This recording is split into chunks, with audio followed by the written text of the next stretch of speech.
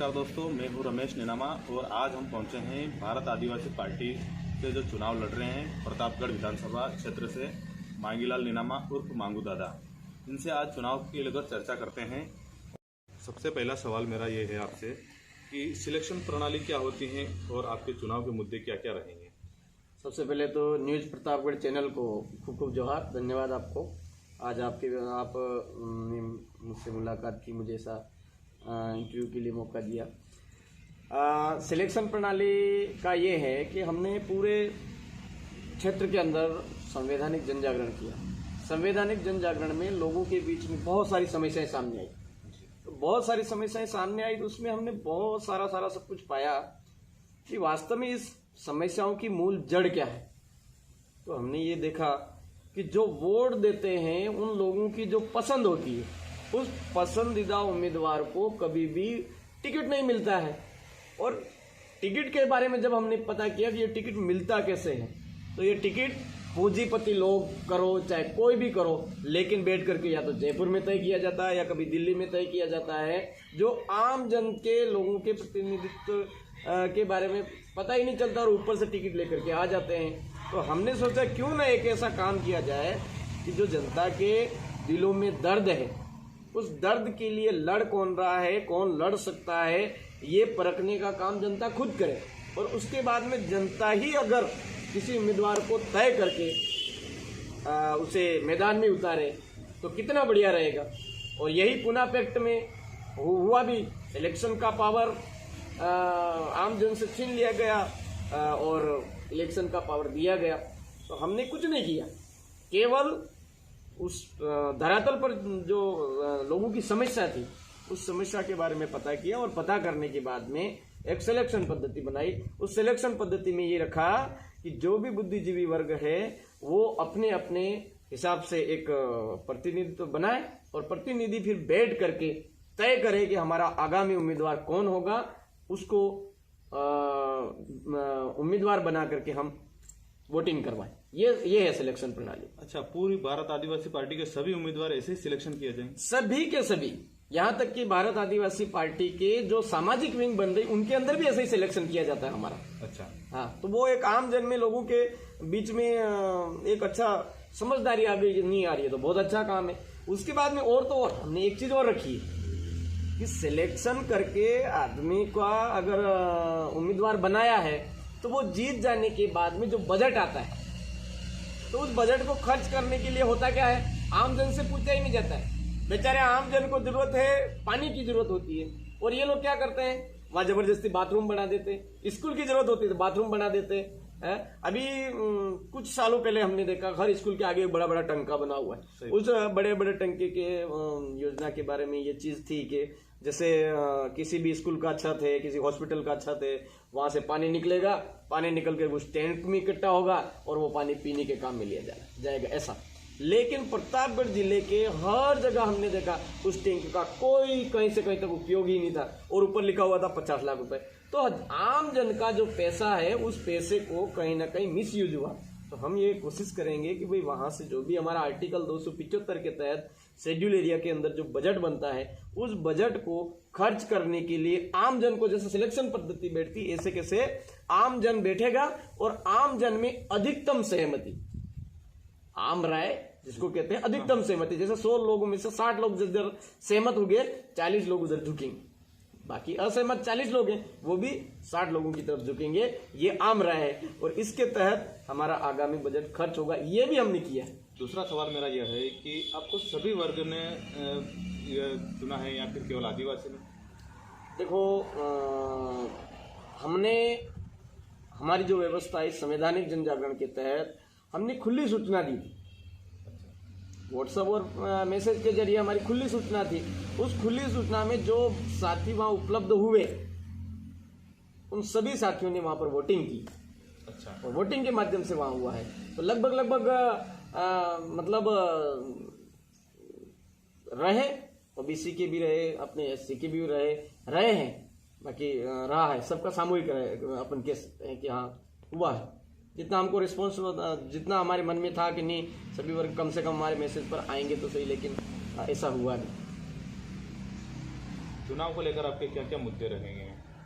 देखो, विधानसभा चुनाव को लेकर के प्रतापगढ़ की खास करके बात करें तो प्रतापगढ़ में हमने एक ही चीज नोटिस की है कि जनता ने, जब देश आज़ाद हुआ हमारा 15 अगस्त 1947 को, भारत का जो संविधान लागू हुआ 26 जनवरी 1950 को, तो यार जब चुनाव जब से प्रारंभ हुए तब से लगा करके हमारे गांव में हमने मतलब एक पता किया कि विधानसभा के जब वोट देते हैं लोग, लेकिन ग्राम पंचायतों में विधायक मत से क्या क्या काम हुए ये तलाश करी हमने, तो कुछ भी नहीं। नाम मात्र का एक आध कभी किसी कमरे का शिलान्यास, किसी कमरे का ये कर दिया, छोटा मोटा काम कर दिया। प्रतीक्षालय जिसका कोई उपयोग भी नहीं आ रहा, ऐसी जगह बहुत सारे प्रतीक्षालय उपयोग भी नहीं आ रहे, ऐसी जगह बजट खर्च कर रखा है। दूसरा फिर वापस देखा सांसद मत का, देखा हमने कि सांसद भी के वोट भी देते हैं हम, तो क्या क्या काम किए इन्होंने ग्राम पंचायतों के अंदर, गाँव के अंदर क्या काम।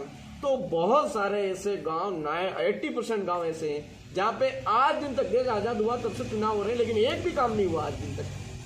तो फिर ये चुनावी का मतलब क्या है? तो हमारा सबसे पहला मुद्दा यही रहेगा कि आखिर ऐसा हुआ क्यों और क्या कमजोरी रही। तो हम उस कमजोरी को कहीं ना कहीं दूर करने के लिए ये आम जन वाला जो मामला है, जिससे हमारे एक एक पर जो बजट आ रहा है उसके सभी को फायदा मिले, क्योंकि आम जन का पैसा होता है। ये चीज हमने, हमारा पहला मुद्दा। दूसरी, हमारे इस इलाके के अंदर हमारे लोगों को जरूरत है, खेती बाड़ी बढ़िया है, पानी की जरूरत है। यहाँ पर सबसे ज्यादा किस चीज की जरूरत है? यहाँ पर पीने के लिए पानी है, लेकिन सिंचाई के लिए अगर प्रतापगढ़ विधानसभा के अंदर पानी उपलब्ध हो जाए तो हमारे जो इस क्षेत्र से पलायन हो रहा है रोजगार के नाम पर, एक तो वो पलायन रुकेगा, पानी से सारी समस्याएं सॉल्व होगी। छोटा मोटा सब्जियां देखो तो हमारे बहुत है। और तो और एक सबसे बड़ी खतरनाक बात है, राजस्थान में जो अफीम का मामला है, अफीम सबसे ज्यादा क्वालिटी वाली जो अफीम की बात है तो हमारे प्रतापगढ़ विधानसभा में पैदावार हो सकती है। जब अफीम जैसी फसल पैदा हो सकती है, मैंने देखा एक अपना क्या बोलते हैं उसको, दवाइयों वाली जो फसलें हैं, उन दवाइयों वाली फसलों का भी मैंने सर्वे करके देखा, लोगों के बीच में देखा, हमारे लोगों ने सर्वे करके देखा, तो दवाइयों वाली फसलें भी हमारे यहाँ बहुत अच्छी क्वालिटी वाली पैदा होती। तो उसमें एक कमी देखी हमने कि अगर हमारे लोगों को पानी उपलब्ध करवा दिया जाए तो शायद हमारा ये जो प्रतापगढ़ विधानसभा है, प्रतापगढ़ पूरे राजस्थान के लोगों को मतलब जो सुविधाएं चाहिए आमजन की, वो सुविधाएं क्वालिटी वाली दे सकता है इन पानी के जरिए। तो हमारा मुद्दा पानी वाला भी है। दूसरा मुद्दा हमारा स्कूल को लेकर के। आज इस क्षेत्र के अंदर हमने तलाशा, इतने खतरनाक एबिलिटी वाले लोग हैं, और एक वर्ग की बात नहीं करूं, सभी वर्गों में बहुत मतलब पढ़ाई के मामले में बहुत ज्यादा है, टैलेंट जबरदस्त है, हर मामले में टैलेंट है। ऐसा नहीं कि किसी एक मामले में, लड़ाई दंगे में मामले में भी हमारे इधर टैलेंट है, खेल के मामले में भी हमारे इधर टैलेंट। कोई देखता है कि यार एक ही मामले की तरफ बात कर रहा होगा ये भाई, पर एक ही तरफ नहीं, हमारे लोगों ने एक एक चीज देखा रहा। यार खेल के मामले में हमारा आदमी टैलेंटेड है, हमारे लड़ाई दंगे के मामले में भी, नाचने गाने के मामले में, मतलब ऑलराउंडर जिसको कहें, है ना। उसमें सबसे ज्यादा टॉप अगर कहें तो शिक्षा के मामले में हमारे लोगों के अंदर बहुत जबरदस्त माइंडेड लोग हैं। बिजनेस के मामले में सबसे उत्साह है। आज हमारा प्रतापगढ़ देख लो कितना मतलब एक बिजनेस के मामले में कितना आगे है। लेकिन हुआ क्या है, शिक्षा के मामले में हमारे यहाँ पर शिक्षा, क्वालिटी एजुकेशन हमको नहीं मिला। क्वालिटी एजुकेशन की बात करें तो हमारे हुआ क्या है, 5वीं तक स्कूल है तो टीचर फंसा रखे, स्कूल भवन बढ़िया है तो टीचर नहीं है, अस्पताल बढ़िया है तो हॉस्पिटल, ये मतलब अस्पताल बढ़िया है तो डॉक्टर नहीं। तो हमने ये चीज करी कि ये होगा कैसे भाई। हमारे यहाँ पर चलो ठीक है, आदिवासी समुदाय के पास में पैसा नहीं है तो आगे अच्छी पढ़ाई नहीं कर सकते, लेकिन सभी समुदाय के अंदर देखा हमने, जैन समुदाय के अंदर देखा तो उनके अंदर भी मतलब लड़के पढ़ रहे हैं, लेकिन आगे कुछ वो उनको जो चाहिए वो चीज़ नहीं मिल पा रही।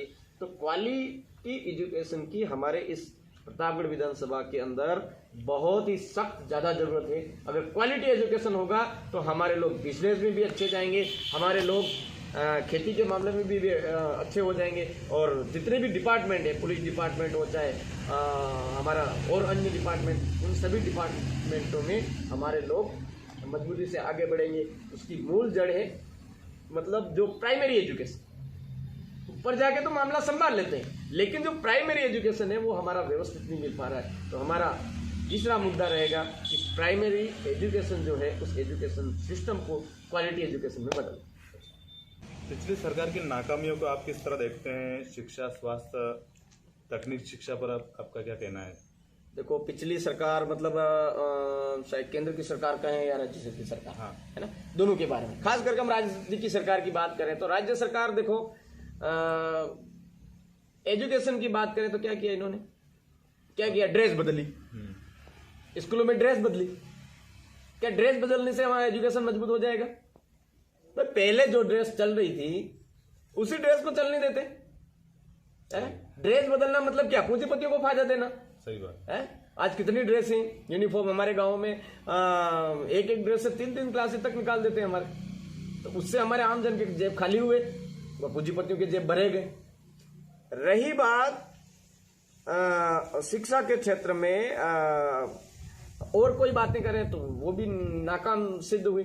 4 साल तक गहलोत जी सरकार या कांग्रेस की सरकार ने कभी हमारे लोगों के एक जो चाहिए वो चीज की तरफ ध्यान नहीं दिया और जबरदस्ती भी मोबाइल बांट रहे। अंतिम समय में मोबाइल बांट रहे, अन्नपूर्णा पैकेट दे रहे हैं, कोई क्या दे रहे हैं। हम योजनाओं का विरोध नहीं करते, लेकिन उनसे पूछना चाहेंगे कि क्या हमारी आम जन ने कभी एक आध एप्लीकेशन लिख करके आपको भेजी कि हमारे को मोबाइल चाहिए? सही है? क्या हमारे लोगों ने कभी ये लिख करके भेजा क्या कि हमको वो अन्नपूर्णा फूड पैकेट चाहिए? है? महंगाई राहत के नाम पे कर रहे हो तो 4 साल किधर गए थे महंगाई के नाम पे? बिजली के नाम पे बात करें तो बिजली की कंडीशन क्या है? हम लोगों को बिजली की सख्त जरूरत अभी है, और अभी जाकर के पता करो, देखिए बेचारों के किसी के फॉल्ट हो रहा है, किसी के क्या हो रहा है, कोई तार टूटा क्या कर रहा है। ये सारे ये नाकामी ही नहीं तो और क्या है। हमारी प्रतापगढ़ विधानसभा के अंदर बात करें हम सड़क की, सड़क को मुख्य मुद्दा बना करके कांग्रेस सरकार के यहाँ से एमएलए जीते थे, है ना। आज सड़क की बात करो, आप फील्ड में जाकर के देख लो, सड़कें बनी, आगे आगे सड़कें बन रही, पीछे पीछे सड़कें फट रही है। कितने दिन में? 3 महीने में। अधिकतम सड़कें 3 से 4 महीने से ज्यादा नहीं चली है हमारे यहाँ। और आज की तारीख में, आज से 3 महीने पहले कोई पक्की सड़क कागजों में बनी, वो सड़क आज गिट्टी के कंकर उखड़ रहे हैं, इधर उधर फेंका जा रहे हैं, सारा सब कुछ कर रहे हैं। WBM के नाम पे जाकर के देखो तो अभी WBM क्या, वो तो एक फॉर्मेलिटी कर ली उन्होंने, है ना, वो चीज कर ली। पानी के नाम पे देखो तो कहीं से कहीं तक वो कह रहे घर घर नल लगवा दिए, घर घर नल लगवा दिए। गांव में देखो तो वो पानी की कोई कंडीशन नहीं। बांध के नाम पे बड़े बड़े वादे किए थे इन्होंने, तो बांध का जाकर के छोटे छोटे एनीकट बना रहे। बोला था बांध का और बड़ी बड़ी बातें करी हमने। बांध एक एनीकट होता है, उसका शिलान्यास या उद्घाटन करते तो बस सीधा सीधा कहते हमने ये कर दिया। तो ये सारा नाकाम है, नकारा है। और सबसे बड़ी चीज है, किसी भी ऑफिस में भ्रष्ट तंत्र है, उस भ्रष्टाचार का कहीं ना कहीं बहुत ज्यादा जनता ने दुख दिया है। किसी भी ऑफिस में गए तो बिना पेमेंट के किसी से ढंग से बात नहीं हुई, है ना। हमने अधिकारियों से, कुछ कर्मचारी है हमारे जो बेचारे परेशान रहते हैं, वो हमको दुख दर्द सुनाते हैं। अरे यार करें तो क्या करें? ये प्रतापगढ़ के एमएलए साहब हैं, वो एमएलए साहब तो हमको इतना परसेंट मांगते, हम क्या करें? सरपंच साहब से बात करते तो वो कहते हम परेशान हैं। सचिव साहब कहते वो कहते हमारे तो आईडी इतनी दिन में बंद हो जाती, बढ़िया विकास काम होता था, आईडिया बंद होती। मैंने कहा ये आईडिया बंद करवाने का काम कौन करता? अरे होता तो वो वीडियो के जरिए, इनके जरिए होता है, लेकिन इसके पीछे का जो भाग है, पीछे का जो रोल है, वो कांग्रेस सरकार के एमएलए का है। ये बातें इस तरह से तो ये काफी सारे मतलब एक सफलतम सरकार नहीं कह सकते हैं इसको, सफलतम सरकार नहीं कह सकते। जिस तरह से इन्होंने चुनावी घोषणा पत्र के हिसाब से लोगों के बीच में जो बातचीत करी थी कि 8वीं पास को नौकरी देंगे, ये करेंगे, वो करेंगे, आरक्षण को लेकर के हम आवाज उठाएंगे, हमारे कोई भी समुदाय की दर्द होगा तो उठाएंगे, यहाँ पर कोई गलत हो रहा है तो उसकी आवाज उठाएंगे। विधानसभा में हमको ऐसा कुछ ज्यादा देखने को नहीं मिला। अच्छा। केवल एक ही चीज देखने को मिले, माननीय मुख्यमंत्री महोदय ऐसे बड़े ही करते हुए मिले खाली वहां पे। वो भी हम जानते हैं खाली शायद टिकट के लालच में, पता नहीं क्या है, लेकिन यही बड़ाई करते हुए मिले। कभी भी हमने यहाँ प्रतापगढ़ विधानसभा की जो आम जन की जो समस्या है उस समस्या पर गहराई से बात करते हुए नहीं मिले और उन समस्याओं को सोल्व करने का प्रयास करते हुए नहीं मिले। बीजेपी कांग्रेस के सामने आप टिक पाएंगे या फिर देखा जाए कि 35 साल से नंदलाल जी ने राज कर रखा है प्रतापगढ़ विधानसभा क्षेत्र और अभी वर्तमान में उनके पुत्र हेमंत जी कर रहे हैं और 5 साल में विधायक रामलाल मीणा जी का कार्यकाल है, वो भी अपने विकास कार्यों को लेकर चर्चा कर रहे हैं और इस पर आपका क्या कहना है? देखो, बीजेपी और कांग्रेस के सामने टिक पाने वाली बात है तो हमको भारत के संविधान पर विश्वास है, संवैधानिक मूल्यों पर विश्वास है। संवैधानिक मूल्यों को आम जन तक पहुंचाने के लिए हम जितना हो सके उतना कोशिश किया है और लोगों को संवैधानिक चीजें समझ में आई है, संविधान का मूल्य समझ में आया, संविधान की बातें समझ में आई है, उनको लगा है। अभी हमको ये कॉन्फिडेंस के साथ में हम कह सकते हैं कि आम जन को लगा है कि भारत के संविधान को तोड़ने वाले को अब तोड़ना जरूरी हो गया, अब तोड़ना जरूरी हो गया।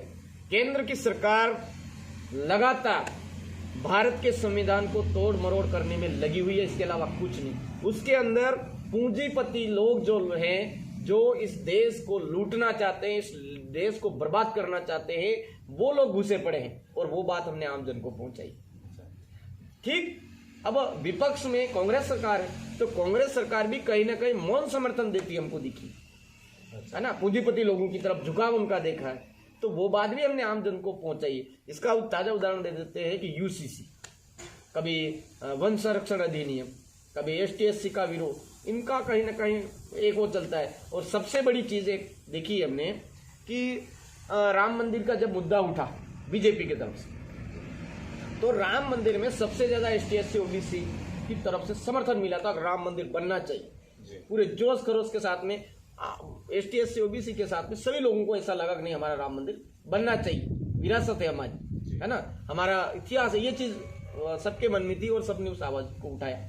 लेकिन जब उद्घाटन हुआ, जब वहां की समिति बनी, ट्रस्ट बना, उसमें एसटी/एससी ओबीसी के लोग नहीं मिले, तो उसमें एसटी/एससी ओबीसी को कहीं ना कहीं निराशा मिली। उसके बाद फिर बात आती है संसद भवन की। जब संसद भवन का उद्घाटन है और कोई मामला है तो दोबारा भी द्रौपदी मुर्मू जी का मतलब अपमान सीधा सीधा देखने को मिलता है, क्योंकि राष्ट्रपति, महामहिम राष्ट्रपति महोदय हमारे देश के सर्वोच्च संवैधानिक पद है और उनका अपमान हो रहा है। इसका मतलब तानाशाही सरकारें धीरे धीरे बढ़ रही है, पूंजीपति लोगों की सरकारें बढ़ रही है। अंग्रेज लोग भारत में आए तो क्या किया था, सस्ता माल उन्होंने मतलब उनका वाला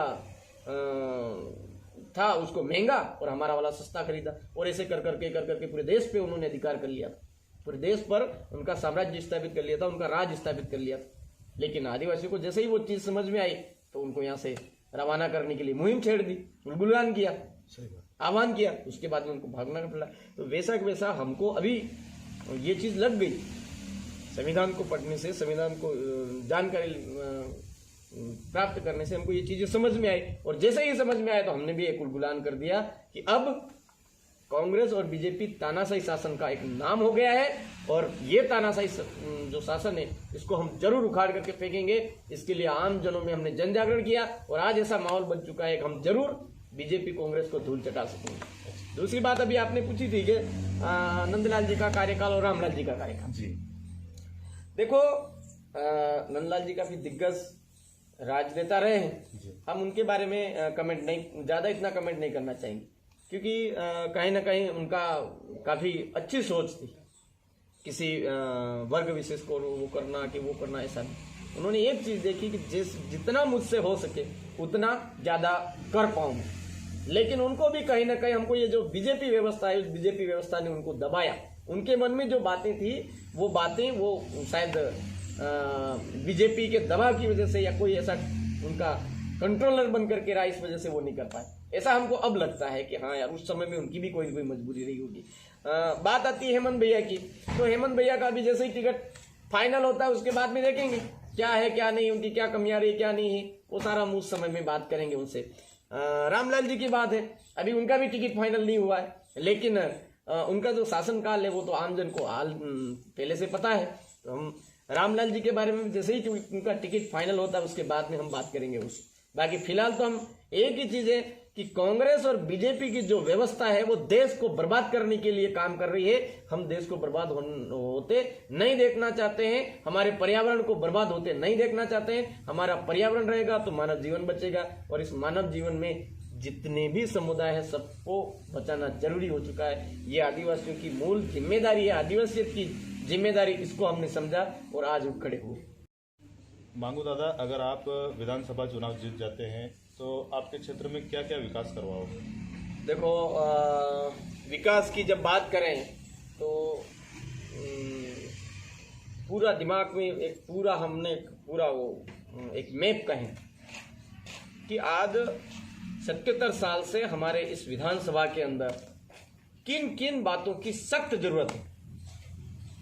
जरूरत तो बहुत सारी है, लेकिन पहले नंबर पे क्या क्या जरूरतें हैं, उन जरूरतों को आम जन से उठा करके ही हम पूछ करके सोल्व करने का प्रयास करेंगे, ये हमारी कोशिश है। अच्छा, अब इसमें खास करके मैंने पहले बोल दिया है कि क्वालिटी एजुकेशन वाली बात है, पानी वाली बात है, सड़क वाली बात है, लाइटों को लेकर के बात है। आज जैसे हमारे इस क्षेत्र में 325 लगभग ये पवन चक्कियाँ लगी हुई। अब ये 325 पवन चक्कियाँ एक दिन में कितने बिजली उपतक मतलब पैदा कर रही है ना, पैदा कर रही है, तो ये बिजली जा कहाँ रही है? एक तो असंवैधानिक तरीके से हमारे यहाँ पर बिना ग्राम सभा की परमिशन के ये जो पवन चक्कियां हैं ये लगाई गई। हम कह रहे हैं बिना ग्राम सभा की परमिशन के आपने लगा दी, कोई दिक्कत नहीं, लेकिन इसका फायदा हमारे एरिया को मिलना चाहिए। हमने बार बार मांग उठाई है कि हमारे क्षेत्र के लोगों को या तो फ्री में बिजली दो या बिजली बिल माफ करो, नहीं तो तुम्हारे असंवैधानिक तरीके से ये पूंजीपतियों द्वारा लगाई गई पवन चक्कियां उखाड़ के ले जाओ, हमको नहीं चाहिए। ये हमारा ये रहा, एक पूंजीपतियों के माध्यम से हमारे जंगलों को खत्म करने का प्रयास किया जाता है, जमीनें छीनने का प्रयास किया जाता है। ये काम हम हरगिज नहीं होने देंगे, है ना। हमारा जंगल हमारा जरूरी चीज, अगर जंगल रहेगा तो मानव जीवन बचेगा, तो पर्यावरण बचेगा। जंगल के साथ में हम छेड़छाड़ी नहीं करने देंगे। विकास ये हमारे एक तरह से विकासात्मक मुद्दों में ही हम बोल सकते हैं। तो बहुत सारी ऐसी बातें हैं जिनको लेकर के हम विकास कार्यों में किसी भी समुदाय विशेष को मतलब ऐसा नहीं है कि संविधान में जैसे जैसे प्रावधान है, संविधान के अकॉर्डिंग हम अधिकतम विकासात्मक जो पैसा है वो धरातल पर लगाने का प्रयास करेंगे। ये घूसखोरी भ्रष्टाचारी हमारे डिक्शनरी में नहीं आए। आदिवासी समुदाय के अलावा शहरी क्षेत्रों के शहरी क्षेत्र के समुदाय के लगाव के बारे में आप क्या कहना? देखो, अभी शहरी क्षेत्र में की बात करें, मैं दलोट की बात करूं तो शहरी क्षेत्र में क्या है कि जब मैं पढ़ने जाता था दलोट के अंदर, तो दलोट के भाइयों से वहाँ परिचय रहा अपना। उसके बाद में फिर मेरा वहाँ पर ट्रिनिटी स्कूल है, विद्यालय है अपने दलोट में, उनसे जब उसमें वहाँ काम किया तो भी मेरा लगाव रहा है। प्रतापगढ़ के अंदर में एक मार्शल आर्ट की क्लास चलाता था नियुद्ध एसोसिएशन के नाम से। अच्छा। तो उस मार्शल आर्ट में भी कई सारे हमारे स्टूडेंट्स थे, उनसे मिलना जुलना था मेरा काफ़ी, उस समय भी हमारा ये था। तो भली बात वो जानते हैं कि नहीं ये बंदा कितना सच्चाई के लिए कितना लड़ सकता है, कितना मतलब बुलंद तरीके से आवाज़ उठा सकता है, ये उनको पता है। अभी बहुत सारे भाई मुझसे अपरिचित हैं कि मैं जैसे ये पगड़ी बांध करके नहीं रहता हूँ, वैसे ही रहता हूँ, तो पहचान नहीं पाते हैं कि ये है। और बहुत सारे ये कंफ्यूज रहते हैं कि मांगीलाल नीनामा अलग है, मांगू दादा अलग है, ये सारे चीज़ें उनके दिमाग में एक पिक्चर बैठी हुई कि आदमी को राष्ट्रीय संयोजक की जिम्मेदारी थी, इसका मतलब बड़ी गाड़ी होगी, बड़ा बंगला होगा, बड़ा ये होगा। लेकिन जब आम जन में जाकर के हम मिलते हैं तो उनको पता है क्या बात कर दिया आप, इतनी सादगी, इतना ये हमने पहली बार देखा। तो जैसे ही मुझसे मिलते हैं तो वो सारा मुझसे परिचित होते, बहुत खुशी होती है। और कहीं पर भी ऐसा नहीं लगता, करो प्रयास हम आपके साथ में, ऐसा मुझे हौसला मिलता है, तो मेरा भी कॉन्फिडेंस अच्छा बढ़ता है। अब ये चुनावी माहौल है, धीरे धीरे सबसे परिचय होगा। अगर हमारे विचार है, हमारी विचारधारा है, हमारे दिमाग में जो चल रहा है प्रतापगढ़ की विधानसभा के विकास को लेकर के, वो उनसे बातचीत करेंगे तो स्वाभाविक है जितना आत्मविश्वास के साथ में हम बात कर रहे हैं, उतनी आत्मविश्वास के साथ में ये भी विश्वास है कि जरूर हमको समर्थन मिलेगा, अच्छे लगाव से वो कम से कम हमारी बात। आपके द्वारा जो पिछले जो भी कार्य किए गए उसमें अनुशासन अच्छी तरह से देखा गया है, तो क्या आगे भी अनुशासन बना रहेगा? देखो जितना अपन काम करते हैं उतना अनुभव बढ़ता है अपना। जी। तो शुरुआती दौर में हमारे साथियों के अंदर जोश था, अच्छा। तो बहुत सारे ऐसे काम जोश जोश में अनुशासनहीनता में भी आ गए थे, लेकिन धीरे धीरे धीरे धीरे हमने लोगों के सुझाव, वरिष्ठ जनों के सुझाव मिले कि नहीं, आपके अंदर बहुत अच्छे शक्ति है, नेतृत्व करने की अच्छी क्षमता है, सारा सब कुछ है हमारे अंदर, इस तरह से अगर आप करोगे तो बहुत अच्छा होगा। तो धीरे धीरे धीरे धीरे हमारा अनुशासन के मामले में, हमारा प्रशासन के साथ में बातचीत का सारी जगह एक कैडर की तरह हमने तैयार किए हैं। और मुझे आशा है इस चुनाव के अंदर लोग बहुत सारी ऐसी बातें कर रहे हैं कि ऐसा कर देंगे, ऐसा कर देंगे, ऐसा कुछ भी नहीं होने वाला है। हमारा समुदाय सबसे ज्यादा अनुशासित रहा है, सभी समुदाय को साथ में लेकर के चलने वाला रहा है, सभी समुदाय के हित की सोच रखने वाला रहा है। वही काम मेरे अंदर भी होगा और मेरे जो अभी वर्तमान में जो कार्यकर्ता हैं उन कार्यकर्ताओं के अंदर भी रहेगा। हम अनुशासित, हमारे आदिवासियों की एक सबसे बड़ी पहचान है अनुशासन, उसको बरकरार रखें। से मतदाताओं और जनता को क्या संदेश देना चाहते हैं? मतदाता और आम जन को प्रतापगढ़ की विधानसभा क्षेत्र के लोगों से मेरे एक निवेदन करना चाहता हूँ, एक अपील करना चाहता हूँ कि इस लोकतंत्र को बचाने के लिए पहली बार संवैधानिक तरीके से उम्मीदवार मुझे खड़ा किया गया है। तो मैं उम्मीदवार नहीं हूँ, हमारे प्रतापगढ़ जिले की जो विधानसभा क्षेत्र की जो जनता है वो उम्मीदवार है, और उनकी जो समस्याएं हैं उस समस्याओं के लिए मुझसे जितना हो सके मैं प्रयास करूंगा। कभी उनका विश्वास तोड़ने वाला काम नहीं करूंगा। जो काम मुझे नहीं हो पा रहा है वो आम जन को पहुंचाऊंगा। तो आपसे मेरा यही निवेदन है कि ये बीजेपी कांग्रेस केवल सत्ता को प्राप्त करने के लिए मर्जी पड़े वो हथकंडे अपना करके साम दाम दंड अर्थ वेद झूठ पैसा दारू सारा सब कुछ करेंगे। ऐसा भारत आदिवासी पार्टी की तरफ से नहीं होगा कि आपको दारू बांटा जाएगा, आपको पैसा बांटा जाएगा, इसकी आस नहीं करें। अगर आपको इस बात की ज्यादा ही आस है तो आप बीजेपी कांग्रेस से लो, हमको कोई डाउट नहीं है। लेकिन भारत आदिवासी पार्टी ने मुझे उम्मीदवार बनाया तो मैं एक ही बात कहना चाहूंगा कि दारू मुक्त होकर के वोट देवें, जो किसी भी प्रकार का लालच दे रहे हैं उस लालच को एक तरफ रख करके वोट देवें, और सही निर्णय के साथ में वोट देवें। 5 साल का हम फैसला करते हैं, उस 5 साल के फैसले को आप संविधान को सर्वोपरि मान करके, संविधान के मूल्यों को सर्वोपरि मान करके, पर्यावरण संरक्षण को सर्वोपरि मान करके वोट देवें, और वो भारत आदिवासी पार्टी की तरफ से पूरा निभाया जाएगा। आप भारत आदिवासी पार्टी को समर्थन करें, निसंकोच समर्थन करें, ये मैं निवेदन। लाल जी निनामा उर्फ मांगू दादा, बहुत बहुत धन्यवाद आपको। बहुत बहुत आभार। इतने आपने इतने व्यस्त समय में आपको हमने समय दिया, उसके लिए हम आपका भी आभार व्यक्त करते हैं। बहुत बहुत धन्यवाद, आभार, जोहार आपके चैनल को।